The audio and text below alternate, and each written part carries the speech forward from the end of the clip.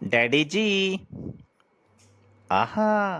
रात को यहाँ आकर अकेले बैठने में मुझे बड़ी शांति मिलती है। कहानियों के भी बड़े अच्छे अच्छे आइडिया आते हैं। जैसे अभी अभी मुझे एक आइडिया है। क्यों ना इस दशहरे की छुट्टियों में पर्वतारोहण के लिए जाऊं। आइडिया तो अच्छा है। इस बार मैं बकरिया बाबा पहाड़ की चोटी पर चढ़ता हूँ। कहते हैं बड़ी मुश्किल चढ़ाई है वह, पर मजा आएगा। ही आज की रात ही कल सुबह जाने की सारी तैयारी कर लेता हूँ। जो और हेडक को पता नहीं चलना चाहिए, वरना वे भी साथ चलने के लिए जिद करेंगे। और अगले दिन डैडी जी पूरी तैयारी के साथ सुबह सुबह निकल पड़े, बगैर यह देखे कि ठीक सामने ही एक चूहा पकड़ने वाला खांचा लगा हुआ है और उनका पैर सीधा उस खांचे में पड़ा।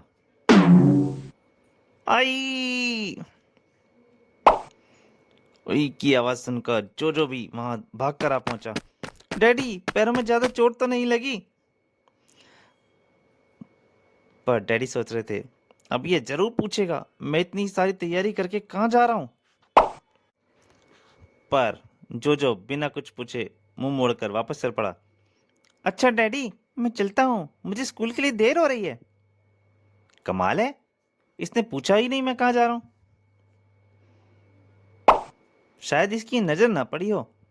हाँ, मेरे सामान पर ये कैसे हो सकता है? मैं जोजो को वापस बुलाकर पूछता हूँ, जरूर कोई चक्कर है। और उन्होंने आवाज लगाई, ओए जोजो, इधर आ जरा। जोजो मुड़ा। आप यही पूछना चाहते हैं ना कि मैंने आपसे ये क्यों नहीं पूछा कि आप इतने सारे सामान के साथ कहाँ जा रहे हैं? तो मैं आपको बता दूं, मुझे पता है कि आप बकरिया पहाड़ पर चढ़ने जा रहे हैं। आए? अच्छा भाई साहब, जनता लॉरेंस, जानी जिन्न, तू मुझे यह बता कि तुझे यह सब पता कैसे चला? आप कल रात नींद में सिर्फ बड़बड़ाते ही नहीं रहे, बल्कि छत पर चढ़कर जोर जोर से चिल्लाते भी रहे हैं कि मैं कल बकरिया पहाड़ पर चढ़ने जा रहा हूँ। मैं और हेडेस तो क्या, पूरा मोहल्ला जानता है कि आप बकरिया पहाड़ पर चढ़ने जा रहे हैं। उफ, ये नींद में बड़बड़ाने की आदत तो मुझे कहीं का भी नहीं छोड़ेगी। और अब तो मैं छत पर भी चढ़कर चिल्लाने लगा हूँ। उधर, अच्छा डैडी, मुझे तो देर हो रही है, मैं तो चलता हूँ। बाहर मोहल्ले में निकलते ही, आइए जहाँ पे ना बकरिया पहाड़ मुंह में घास धूस आपका यानी बकरे का इंतजार कर रहा है। बकरिया पहाड़ का बकरा, हा हा हा।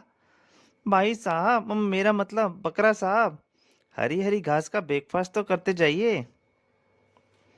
इस तरह से सब लोग डैडी जी को चिढ़ा रहे थे।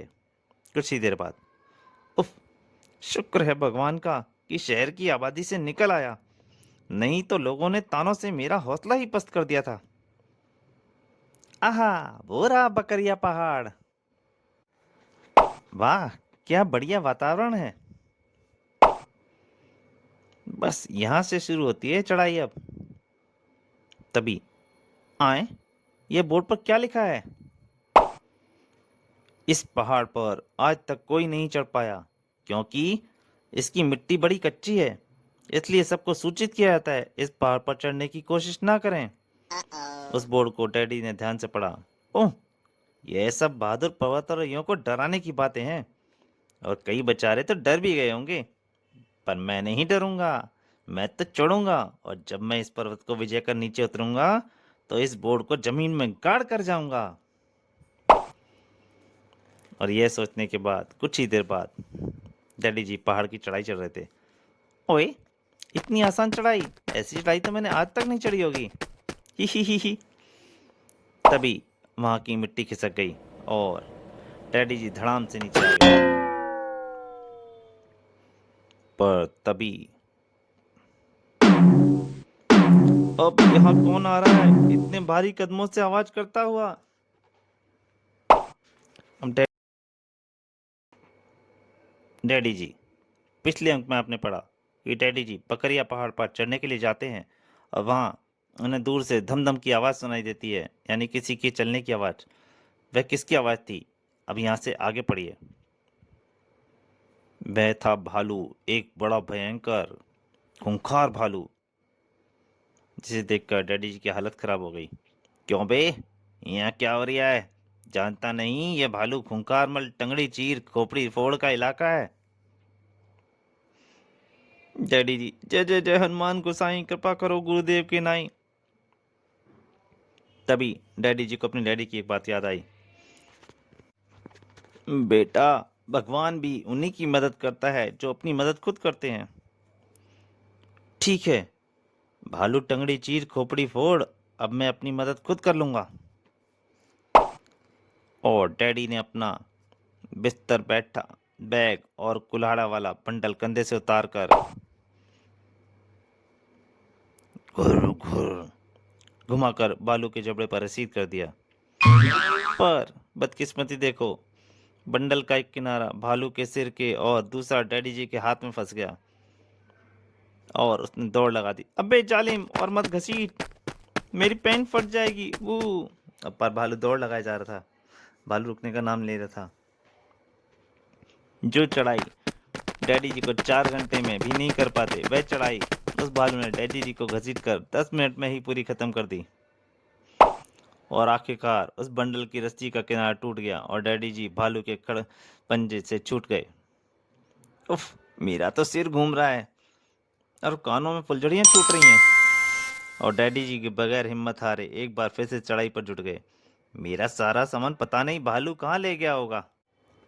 तभी मिल गया, उन्हें अपना बैग मिल गया था और फिर से चढ़ाई शुरू कर दी उन्होंने। कुछ देर बाद चोटी पर आए, ये बोर्ड पर क्या लिखा है? उन्हें एक बोर्ड दिखाई दिया था। उन्होंने बोर्ड को पढ़ना शुरू किया। कमाल है, सरकार भी मुझ जैसे बहादुर प्रवर्तकों को हत्यायत करने के लिए ऐसे बोर्ड ले डाल देती है। लिखा है, सावधान, यह पहाड़ का किनारा कभी भी गिर सकता है। और डैडी जी जहां खड़े थे, पहाड़ का वह किनारा टूटा। बोर्ड और डैडी जी समेत चोटी पर से नीचे गिर पड़े और डैडी जी सीधा नीचे आकर गिरे। धड़ाम। कुछ ही देर बाद डैडी जी टूटी फूटी हालत में वापस लौट चले। तो दोस्तों, डैडी जी का पहला अंक यहीं तक। इनके साथ और क्या क्या करतब होते हैं। वापस जाने पर डैडी जी को और किन किन परेशानियों का सामना करना पड़ा और वापस जाने पर क्या वहाँ के लोगों ने डैडी जी का मजाक उड़ाया, जोजो ने उनकी किस प्रकार सहायता की, ये सब जानने के लिए आपको पढ़ना पड़ेगा डैडी जी का दूसरा भाग। तब तक के लिए नमस्कार।